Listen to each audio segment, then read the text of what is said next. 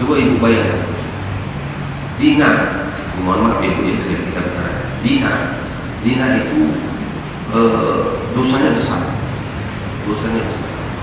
Tapi ada dosa yang 30 kali lebih daripada zina.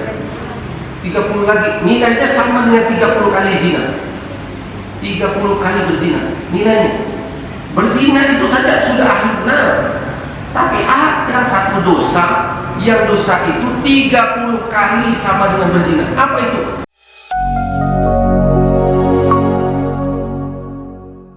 Asma. Bismillahirrahmanirrahim. Bismillahilladzi la yadurru ma'asmihi da. Bismillahirrahmanirrahim. Tatahna 'ala Allahi tawakkalna. Allahu rabbina la nusyriku bihi syai'an.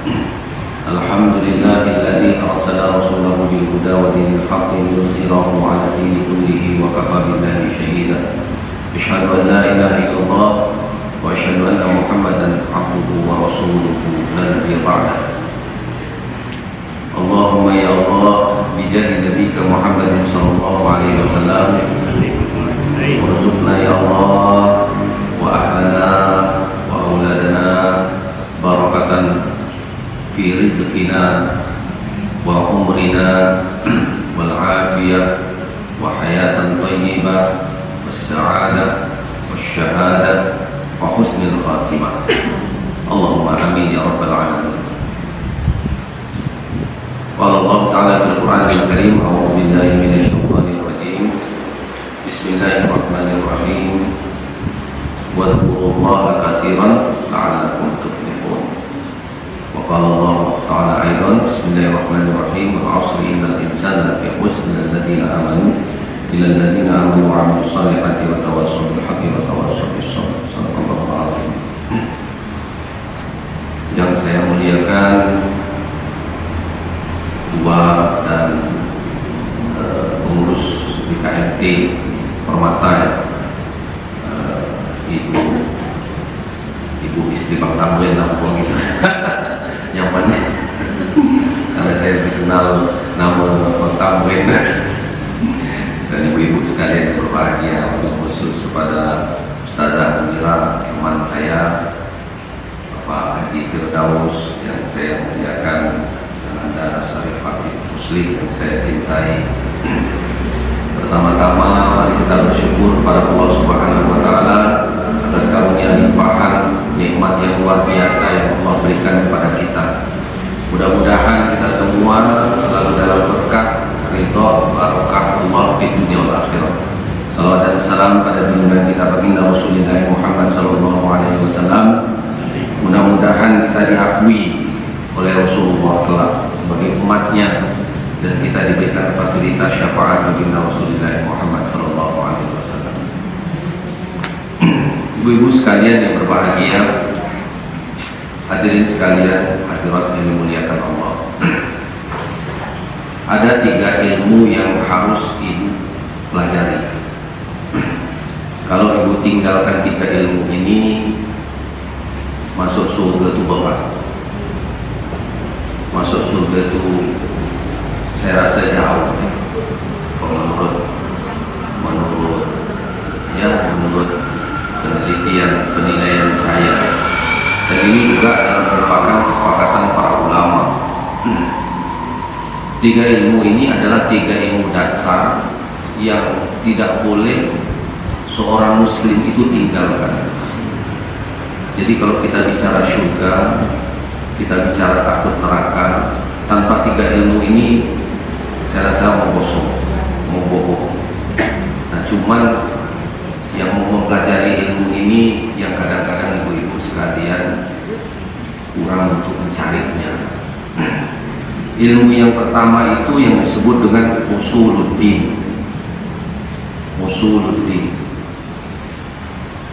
Kalau dalam kitab Tijan Dorri itu, usuluddin itu dimulai dengan kalimat pernyataan wa yajibullahu ta'ala, begitu. Wa yajibullahu ta'ala, wajib bagi Allah, gitu. Wadituhu, dan lawannya, gitu. Itu ilmu usuluddin. Wajib bagi Allah dengan sifat sifat ini dengan sifat itu. Nah, kalau bahasa kita itu ilmu tauhid sifat 20. Nah, ibu harus paham itu. Allah itu punya 20 sifat yang wajib, 20 sifat yang mustahil, sifat yang jaiz. Rasulullah pun begitu. 20 sifat wajib, 20 sifat mustahil. Rasulullah itu punya sifat 4, memaafkan 4 sifat wajib, 4 sifat mustahil, 1 sifat jaiz. Jadi jumlah semuanya itu jadi 50. 20, 20, 40. Tambah 1, 41. Rasul punya 4. Nah, 4 wajib, 4 mustahil, 1 jaiz. Nah, 4, 9 tambah 41 jadi 50. Kalau ibu-ibu harus belajar ini paling kadang niatkan. Kenapa belajar ilmu penting? Ilmu ini penting. Kalau ibu tak belajar ini, ibu gampang masuk pada ranah syirik. Karena ada 44 yang membatalkan ibadah ibu bapak sekalian. 44 batal, sholat kita batal, puasa kita batal, zakat kita batal, sedekah kita batal, haji kita batal, umrah kita batal. Habis 44. Salah satunya diantaranya yang paling kecil itu yang paling ringan itu pernyataan. Misalnya kita pergi ke dokter, makasih dokter, dengan obat dokter inilah saya sembuh. Salah satunya nyatakan itu. Makasih dokter itu, Pak dokter lah yang nyembuhkan saya ini. Karena obat Pak dokter lah saya ini sehat. Salah satunya itu. Kalau ibu sudah mengiktikatkan itu jadi iktikat bahwasanya dokter ini, obat ini yang menyembuhkan, musyrik. Habis puasa kita, sholat kita, segala macam kita habis. Sholat kita. Ngeri, kalau kita tak tahu ilmu tauhid ini bapak dari itu. Ngeri. Nah, karena setiap ucapan iktikat pernyataan kita kalau mengandung unsur selain Allah, habis. Makanya iktikat begitu juga. Jadi iktikat suntik itu pun juga begitu. Jangan kan inilah saya kebal, karena inilah imun saya bagus. Bahaya. Ini hanya perantara. Ini hanya ikhtiar. Tuh, makanya perlu belajar ilmu tauhid agar ibu-ibu jangan rusak. Agar ibu-ibu nanti bisa cari kawan. Kawan aku dulu nih. Sebab syirik itu tidak akan pernah bisa memasukkan seseorang ke surga kalau sudah masuk syirik. Nah, itu ilmu yang pertama. Belajarlah, cari ibu ya, cari ustaz-ustaz, belajar tuh, cari ustaz-ustaz yang baik. Betul. Yang kedua ilmunya yang harus ibu pelajari, ilmu al-fiqhu, fikih. Al-fiqhu, ilmu fikih. Nah, itu udah banyak kan? Masyarakat kita ini banyak. Sangat banyak belajarkan ilmu fikih, ilmu tentang sholat, ilmu tentang masyarakat. Itu hukum fikih semua di situ. Hukum fikih di situ. Muamalah, kunjungin orang yang sakit. Nah, itu ilmu fikih semua di situ. Masuk fikih semua. Nah, untuk supaya kita ini mempelajari ilmu fikih itu agar kita ini menjadi orang yang disayang oleh Allah. Jadi orang yang belajar ilmu fikih itu akan mendapatkan fasilitas sayang Allah. Nah, orang itu sholat, sayang Allah. Orang itu mau berbagi, sayang Allah. Dan banyak contoh-contoh udah orang-orang yang melakukan hal yang demikian itu disayang oleh Allah Subhanahu wa Ta'ala. Nah, ilmu yang terakhir yang harus ibu pelajari itu yang disebut dengan ilmu tasawuf. Kayaknya berat ya ilmu tasawuf. Saya bicaranya tidak berat-berat ilmu tasawuf. Ilmu tasawuf yang ibu pelajari itu hanya pada kisaran mau untuk mengisi rohani kita dengan zikir. Ilmu tasawufnya di situ saja kisarannya. Jadi kalau bapak dan ibu-ibu sekalian sudah memenuhi 3 ini, selamat gitu ini, insya Allah selamat. Kenapa zikir ini penting? Sebab zikir ini makanan rohani. Makanan rohani. Pak, sholat bukan makanan rohani. Itu perintah. Fikih. Puasa itu bukan makanan rohani. Itu perintah, fikih, hukum harus dikerjakan. Nah, tetapi yang disebut dengan tasawuf ini adalah untuk menghaluskan semua amalia fikih kita itu jadi halus.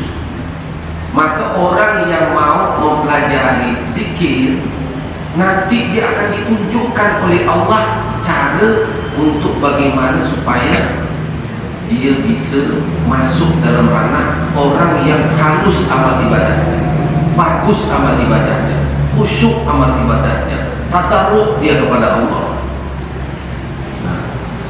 Jadi 3 ini yang harus Bapak Ibu lakukan. Sebab kalau 3 ini Ibu tidak lakukan, iblis setan itu ketawa. Saya hanya sholat nih, saya hanya puasa nih. Nak tawakan setan Pak? Benar nak tawakan setan? Ada orang nih, mohon maaf, udah 21 juz dia hafal Al-Quran, masih masuk angin. Saya masuk Pak. Padahal 21 juz di hafal Al-Quran. Kurang apa Al-Quran? Di dalam tubuhnya sudah ada 21 juz. Kenapa dia masih masuk? Karena tasawufnya belum ada, zikirnya belum ada. Tasawuf zikirnya itu belum ada. Atau kalau sudah ada tasawufnya sudah ada, tauhidnya belum ada. Tauhidnya masih abal-abal. Jadi ibu-ibu, manusia ini menghadapi 4 penyakit. Saya sampaikan kepada ibu-ibu sekalian, 4 penyakit. Karena ini penyakit yang harus kita takuti. Saya berikan resep kepada ibu-ibu sekalian. 4 penyakit pada tubuh manusia. 3 disebabkan oleh yang gaib, oleh iblis, setan, jin. 3 penyebab. 1 disebabkan oleh penyakit jasmani. Tapi penyakit jasmani ini disebabkan oleh 3 ini. Akarnya 3. Apa penyakit yang 3 ini yang bisa menyebabkan penyakit jasad? 1 namanya penyakit ain. Penyakit ain. Samaniyata ayatin lil aini. Rasulullah katakan, ada 7 ayat yang apabila kau baca, kau akan sembuh dari penyakit ain. Kau akan bebas dari penyakit ain. Ibu kadang tak tahu penyakit ain itu apa ya Pak. Penyakit ain ini yang sekarang ini akan menimpa umat Islam. Ibu posting di WA, gambar ibu lagi foto, lagi selfie, ini itu bisa kena penyakit ain. Ibu akan kena penyakit. Oh, ibu-ibu yang suka selfie paling gampang kena penyakit ain. Maka saya tak mau pernah selfie. Ada tanya nama lengkap penilaian kata. Ada saya mau komen di sini, saya tidak mau. Paling gampang ibu kena penyakit. Kalau tidak catat sama saya, ibu akan gampang kena penyakit. Maka kena penyakit apa? Kena penyakit ain. Ain itu penyakit yang disebabkan oleh manusia kepada manusia, orang tua kepada anaknya. Misalnya ibu selfie, wah cantik ibu ini, mantap ibu ini, ada kena penyakit ain. Ibu kemarin sholat tak di Masjid Agung? Waktu ada Jumat kemarin? Sholat kan ya? Ya, sobat belajar kan? Sholat kan? Ibu tahu dari situ ada yang kena penyakit ain? Ibu tidak tahu karena ibu tidak paham ilmunya kan? Kok saya kena? Kok saya tahu? Banyak. Siapa? Banyak punya selfie. Bukan karena selfie, bukan karena selfie. Itu imamnya kena penyakit ain. Imamnya kena penyakit ain. imam yang imam itu kena penyakit ain. Dari mana Pak Ustaz tahu? Kan sholat subuh ya, bacanya kan baca ayat sajadah kan. Rakaat kedua dia bisa lanjutkan atau tidak? Dia bisa lanjutkan atau tidak? Tidak bisa. Padahal apa yang dibilang oleh Pak Munir, ibu-ibu, bapak-bapak, ini orang hafiz Al-Quran. Dia bilang, dia mengajarkan tafsir per kata. Ini orang hafiz Al-Quran. Ini orang katanya mengajarkan ini. Dia tidak sebut nama Allah. Dia tunjuk langsung. Itu sebelum sholat subuh dia tunjuk. Imamnya dia tunjuk begitu. Sholat subuh Allah lupakan dia. Itu salah satu gejala kena penyakit ain. Itu salah satu. Ketika seseorang dipuji dan memuji dan tidak menyebut nama Allah, maka dia akan kena penyakit ain. Allah bayar kontak. Maka ketika kita mau memuji, puji dia, alhamdulillah ibu ini karena Allah, izin Allah dia hafal Quran. Itu pasti akan bagus. Masa orang hafal Al-Quran bisa lupa? Kan begitu. Dan ayatnya pun sudah sering dibaca. Itu kena penyakit ain. Maka penyakit ain itu penyakit pujian. Penyakit ain itu penyakit yang disebabkan oleh orang yang menunjuk sesuatu tanpa menyebut asma Allah. Maka kalau kita ingin memuji anak kita, suami kita, orang tua kita, atau siapapun, puji, sebut dengan nama Allah. Alhamdulillah anak saya pintar loh Bu. Alhamdulillah anak saya hafal loh Bu. Alhamdulillah anak saya bisa ini loh Bu. Ya Allah, saya berterima kasih kepada Allah, anak saya bisa begini. Ya Allah, perjalanan saya bisa selamat. Ya Allah, alhamdulillah sampai ke rumah dengan selamat. Tapi kalau ibu tidak sebut nama Allah, wah setan mulai datang. Datang, dia akan sebarkan penyakit ain. Kasus di Mekah, saya berangkat umroh tahun 2000 berapa ya?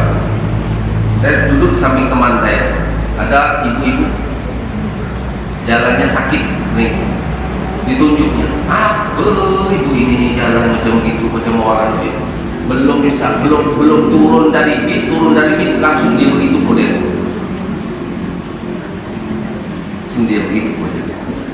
Hati-hati dengan penyakit ain. Ain ini penyakit yang sangat ditakutkan. Maka puji Allah, sebut Allah, katakan, maka sebut ada kalimat subhanallah, ada kalimat alhamdulillah, ada kalimat masya Allah, ada kalimat la haula wala quwata illa billah, ada kalimat na'udzubillah, a'udzubillah. Pakai itu kalimat.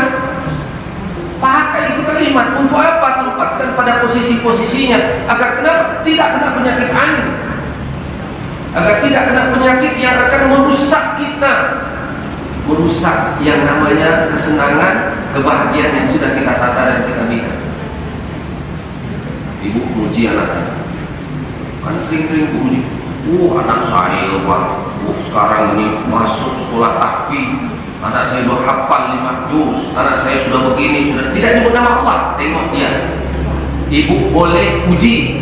Ada 2 anak yang satu ibu sebut nama Allah untuk memujinya, satu tidak usah. Ibu tengok perkembangannya. Ibu tengok siapa yang akan Allah berikan petunjuk sehingga dia akan baik atau tidak. Siapa dia antara 2 orang ini? Puji. Allah tidak akan, Rasul tidak akan berbohong kepada kita. Itu penyakit ain yang sangat bahaya. Dan penyakit ain ini hanya boleh diobati dengan 2 obat. Satu, kalau diterima Allah, doanya, obatnya Fatihah dan ayat kursi. Ayat kursinya ibu baca 17 kali, wala ya'udu muhibbuka wa huwal 'aliyyul 'azim, ulangi sampai 100 kali. Kalau kan diminum, mandikan. Yang kedua obatnya orang yang memuji kita, misalnya orang tuanya memuji, orang tuanya ini harus ngambil wudu di satu tempat, air wudunya itu dipakai untuk dimandikan badan. Nah sekarang ibu selfie, ibu puji orang Jakarta sana, kira-kira gimana nggak minta air wudunya Jakarta sana, tuh ibu mandikan, bisa. Hanya hati-hati. Sarana-sarana itu ibu harus pakai, imbangi dengan ilmu, imbangi dengan pengetahuan, agar kita jangan celaka. Kenapa banyak orang yang sakit? Kenapa banyak orang yang sengsara? Sebabkan karena penyakit ain paling bahaya. Paling bahaya. Oh, saya ini Pak begini, Pak. Karena mungkin begini, bukan ain. Ain itu paling banyak. Yang kedua, penyakit yang disebabkan oleh tubuh kita yang disenangi sama setan. Tubuh kita ini disenangi oleh setan, oleh iblis, oleh jin. Maka mohon maaf ya, ada orang yang kawin dengan jin, genderuwo. Banyak kasus ini perempuan yang dikawini oleh jin sama setan. Dia disenangi, dia disukai. Waktu saya di Jember ada seorang sekretaris, bukan sekretaris ya, membuat bapaknya dokter, anaknya ini pembuat akte tanah, apa namanya? Notaris, notaris. Perempuan cantik yang luar biasa, cantik. Saya pada di sana karena saya tahu kan, kebetulan saya dekat dengan ada seorang ustaz itu bilang, Pak, dia ngomong sama saya, Bapak bisa ngobatin orang begitu? Orang bisa. Tapi ikut saya baca-baca zikir itu, itu mau saya sebenarnya. Itu setiap malam, mohon maaf ibu ya, setiap malam itu dizinani oleh setan, oleh jin. Itu ibu notaris, setiap malam. Masya Allah. Setiap malam, Masya Allah. Dia tidak sanggup karena di tubuhnya disenangi. Tubuhnya disenangi sama setan, sama jin. Makanya tubuh kita ini yang tidak disenangi oleh setan sama jin tadi itu isi dengan zikir. Ini ibu ini yang notaris ini sholat dia. Makanya Habib Segaf mengatakan yang namanya ibadah sholat itu, yang namanya ibadah puasa haji itu, bainal qabuli wa raddiha, dia antara diterima atau ditolak. Kenapa? Karena ada celah untuk dia bisa ditolak oleh Allah. Celahnya mana? Celah tadi itu. Kalau dia orangnya ya tidak mempelajari usuluddin, ilmu tauhid, masih ada celah dia nanti syirik, musyrik. Masih ada celah dia riya, masih ada celah dia sombong, masih ada dia sum'ah, masih ada celah dia bangga, masih ada celah dia ya merasa sangat tinggi hati. Itu celahnya ibadah tidak diterima Allah. Makanya Nabi mengatakan, man dzikrullahi fil ghafilin yu'rifu lahu maq'adahu minal jannah. Siapa yang berzikir kepada Allah Subhanahu wa taala fil ghafilin, dalam kondisi dia pun walaupun lupa, dia tidak sambung, tapi dia tuh suka mengingat itu, suka berzikir, suka mengatakan kalimat ya Allah, ya Allah, ya Allah, alhamdulillah, alhamdulillah. Padahal dia lupa, dia tak ada ingat khusus itu. Pokoknya dia suka saja dengan zikir itu. Maka yu'rafu lahu maq'adahu minal jannati wa la yu'adzabu ba'dahu. Maka dia akan mengetahui kelak nanti dia meninggal tempatnya di surga dan dia tidak akan diazab. Maka zikir ini adalah sesuatu yang sangat penting. Apakah zikir dalam bentuk sholawat? Kalau zikir dalam bentuk sholawat itu ya amalkan terus sholawat. Tapi sholawatnya ya betul-betul sholawat yang kalau bisa berijazah, misalnya dari kiai, misalnya dari ustaz yang dia belajar dengan kiai ustaz menijazahkan sholawat, silakan baca itu. Kalau bisa ya dizikirkan, itu sholawat zikir luar biasa. Atau bapak dan ibu punya zikir-zikir yang lain yang memang diijazahkan dari guru-guru, dari ulama, dari ustaz, yang dia langsung wasilahnya sampai kepada Rasulullah. Tapi kalau zikir ini, kalau dia sudah sampai kepada Sultanul Auliya Syekh Abdul Qadir Jailani, itu sudah berarti sampai kepada Rasul. Tapi kalau zikir itu tidak sampai kepada Sultanul Auliya Syekh Abdul Qadir, jangan ambil. Sesat itu, sesat. Jangan bahaya. Dia juga punya harus sambungan ke atas agar sekalian. Makanya zikir ini pada akhirnya menjadi mengantarkan rohani kita kepada tasawuf, kepada hati yang akhirnya tidak ada muncul lagi rasa ujub, sombong, iri, dengki. Tidak ada lagi unsur yang namanya ghibah, ghanimah, ghibah, namimah. Coba ibu bayangkan zina. Mohon maaf ibu ya, kita bicara zina. Zina itu dosanya besar. Tapi ada dosa yang 30 kali lagi daripada zina. 30 lagi nilainya sama dengan 30 kali zina. 30 kali berzina nilainya. Berzina itu saja sudah ahli benar.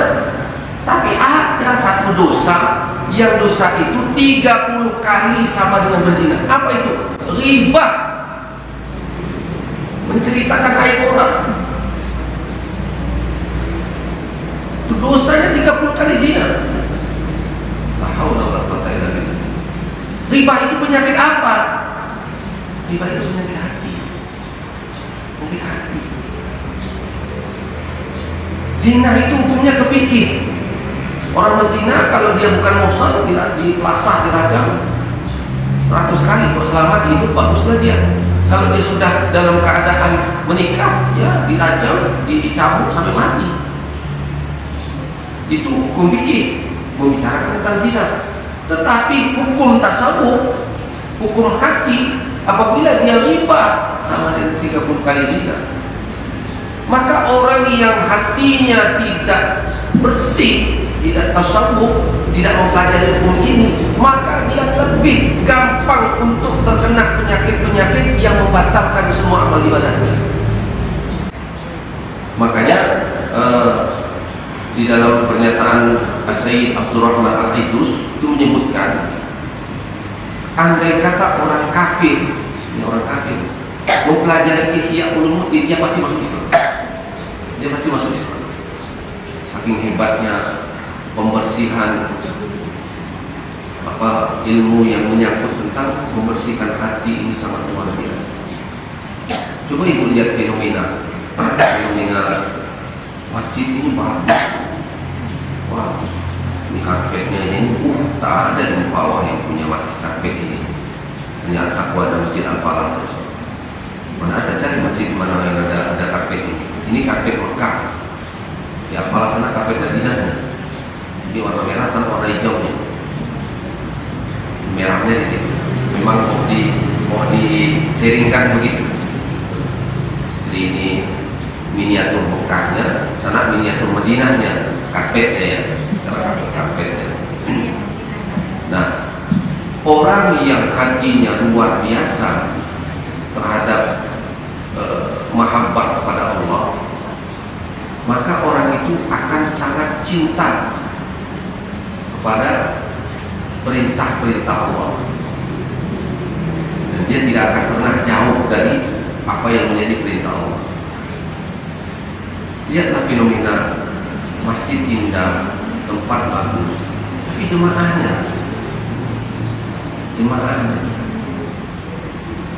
Jadi gejala apa yang sedang terjadi di masyarakat kita?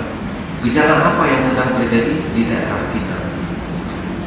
Gejalanya sangat memprihatinkan kepada kita, yaitu mereka semua sedang banyak terkena penyakit hati, penyakit yang membahayakan ibadah mereka.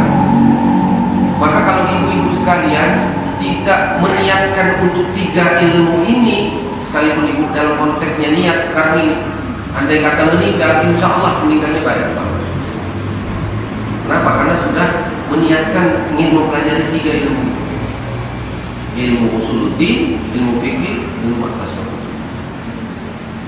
Maka kalau ada orang yang mengajarkan tentang berakhlak, halusnya budi, baiknya hati, itu adalah ilmu yang sudah menjurus kepada pernyataan-pernyataan tasawuf.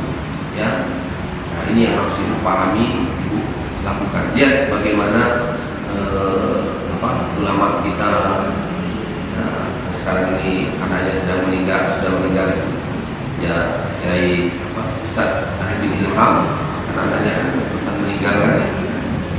Nah, dia mengajarkan tentang zikir, pembersihan hati. Maka kata Arifin Ilham, setiap sesuatu itu ada sikatnya, ada sikatnya. Gigi ada sikatnya, WC ada sikatnya, apa saja buku ini ada sikatnya, semua ada sikatnya.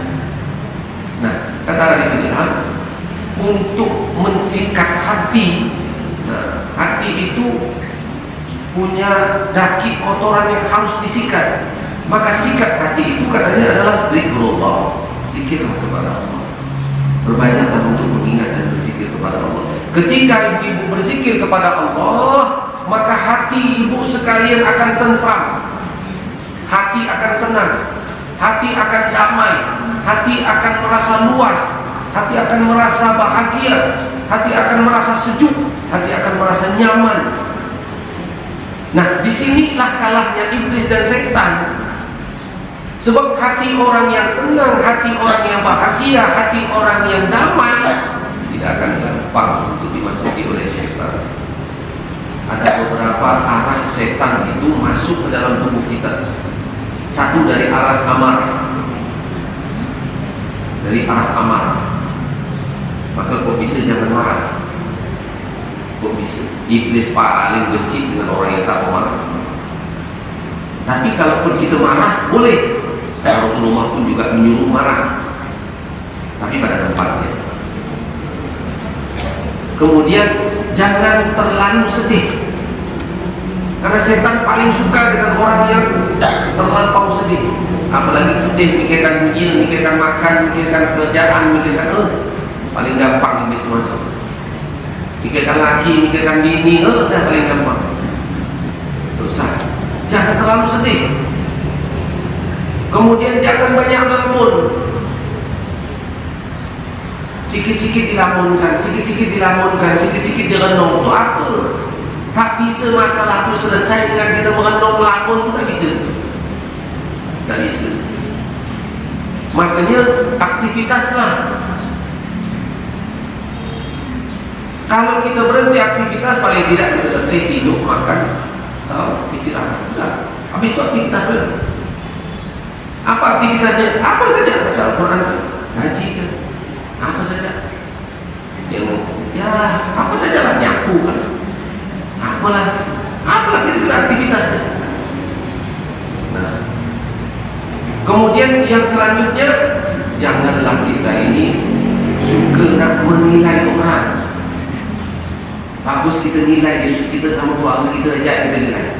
Orang lain tak usah dinilai. Kalau ibu mampu melakukan ini, pengajian Kampung Tengah semuanya ibu-ibu bisa mewarnai ini, saya sangat yakin Mempawah kita ini akan menjadi tempat Allah kucurkan rezeki nikmat yang luar biasa. Saya akan yakin, karena saya dah melihat banyak tempat. Saya melihat Mempawah ini istimewa. Mempawah ini sangat istimewa. Memang sekali-sekali kita mau jalan-jalan. Saya mau balik dari dekat Malaysia sana. Tadi malam saya sampai. Saya bawa anak istri saya jalan-jalan ke sana, beli di sana. Kebetulan saya diundang ke sana, kebetulan balik saya lewat Aruk. Dari sini saya pergi lewat Pengayang, lewat Tohok Pengayang. Balik saya lewat Sambas Aruk sana. Wah, nyaman, enak, sedap. Jalan sama anak dan istri, jangan sama bini orang, jangan sama cewek, jalan sama anak dan istri, jalan. Pakai motor, mau pakai mobil butut saja sampai.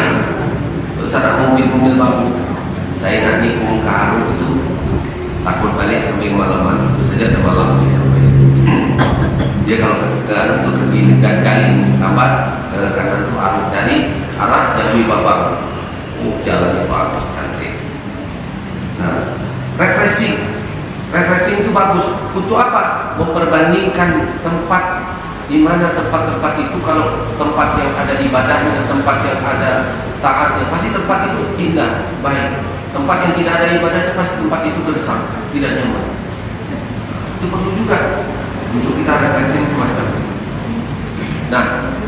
Penyakit yang ketiga yang sangat berbahaya adalah penyakit sihir. Sihir.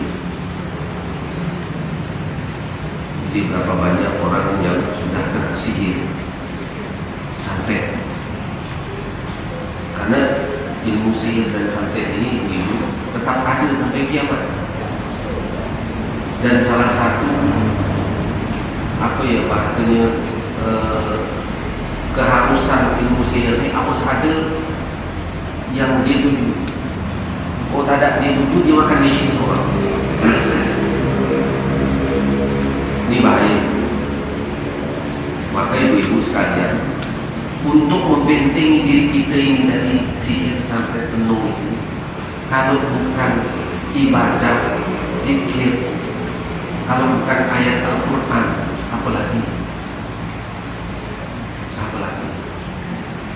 Tadi ada seorang ibu yang perutnya busuk, tak bisa gerak. Masya Allah. Sihir. Dari perut itu keluar ular. Iya. Diperiksakan sana sini sana, dokter spesialis rumah sakit mana pun tak ada sakit. Tak ada sakit mana? Tak ada sakit. Sihir. Jadi ibu-ibu, kalau memang dah sampai ajaran kita sih, tidak masalah yang ada meninggal ya. Tapi masalahnya nanti di bulan. Yang susah kok belum ajar kita, kena penyakit itu sakit terus. Nah, maka tanda, ada banyak tanda. Nah, tanda-tanda orang sihir itu pun ada. Itu ibu harus belajar, ibu harus tahu, ibu harus paham. Penyakit ain itu biasanya akan muncul di daerah dekat kepala. Biasanya penyakit ain, vertigo, kan itu sakit itu penyakit. Karena di antaranya kena penyakit ain, pening, pusing, ya kepala, darah tinggi, pak, darah tinggi. Salah satunya ain penyakit itu. Cuman kita tak percaya gaib, kita percaya medis. Padahal itu penyakit antara penyebabnya adalah. Tapi kalau air ini sudah tidak, insya Allah dia redak. Lama-lama sendiri dia redak. Ada orang semuanya sehat, asam uratnya bagus, kencing manisnya bagus, kolesterolnya bagus, kenapa masih sakit? Tidak pasti penyakit air, tidak penyakit yang disebabkan oleh gaib.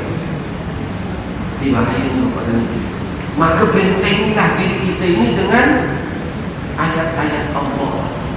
Kalau habis sholat, jangan nak cepat balik, berzikir dulu, bacalah astagfirullahaladzim, bacalah Al-Fatihah, baca qul huwallahu ahad, qul a'udzu birabbil falaq, qul a'udzu birabbin nas, baca ayat kursi, bacalah subhanallah, subhanallah, subhanallah, subhanallah, subhanallah, alhamdulillah, alhamdulillah. Qul a'udzu. Untuk apa? Untuk penuh badan kita ini agar ada mendekat hal-hal yang tak bagus. Kalau ibu berjalan itu, jangan ibu sampai di jalan itu tak kecil-kecil makhluk-makhluk. Ada saya punya kawan balik ke mana? Naik motor. Ini sejuk nih, sejuk. Kalau udara kan malah kan sejuk, Pak Ustaz, sejuk.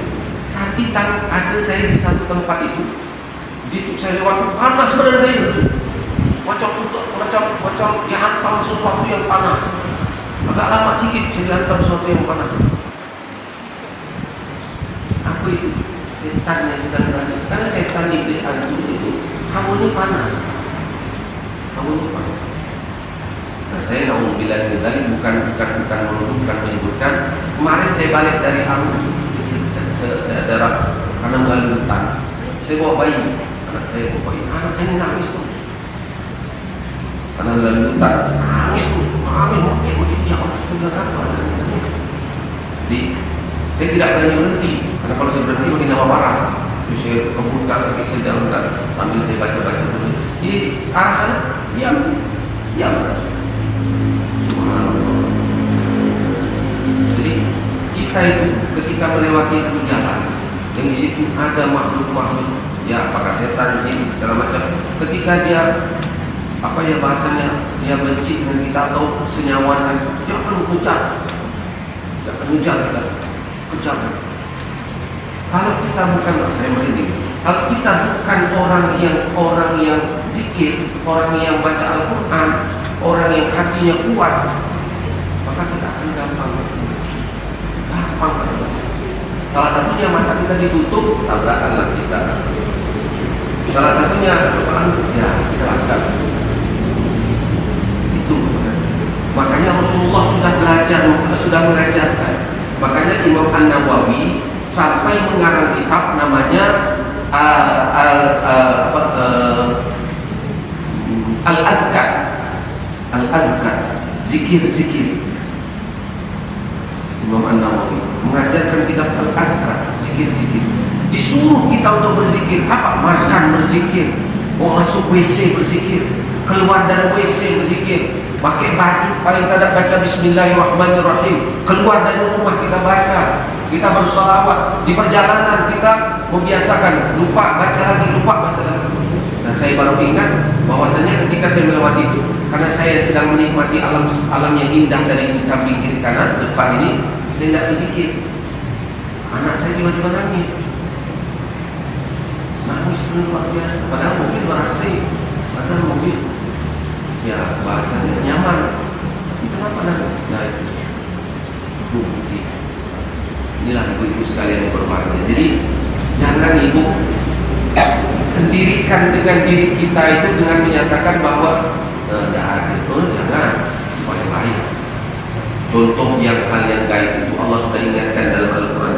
Dzalikal kitabu la raiba fihi hudan lil muttaqin alladzina yu'minuna bil ghaib wa yuqimuna as-salata wa mimma razaqnahum yunfiqun. Bahwa orang-orang yang beriman itu pasti dia mempercayai hal yang gaib, termasuk tentang dunia akhirat, alam kubur, adanya makhluk selain daripada manusia ini yang baik berupa malaikat dan tidak baik yang berupa jin, setan ataupun iblis. Laknatullah. Man aktsara dzikrullahi faqad bari'a minan nifaq wa dzkurullaha katsiran la'allakum tuflihun. Ma'amal ibnu Adam min amalin unjiya lahu min adabil qabri min dzikrillah. Tidaklah satu amal dari amal-amalnya anak cucu Adam yang amal itu akan mampu untuk melepaskan azab kubur dan masalah-masalah lainnya, yaitu amal itu berupa zikir Allah Subhanahu wa ta'ala. Jadi mudah-mudahan kita bisa selamat. Karena kata kedua tadi ada pertanyaan, nak bertanya silakan, tak ada bertanya kita makan-makan, makan kue, minum, ya.